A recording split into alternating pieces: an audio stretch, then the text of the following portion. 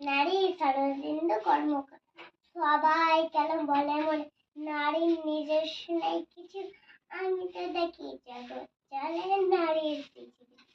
বাপের ঘরে লক্ষ্মী আমি, স্বামীর ঘরে অন্নপূর্ণা, ছেলের ঘরে জননী জননী আমি, আমি যারা সংসার আসম্পূর্ণা।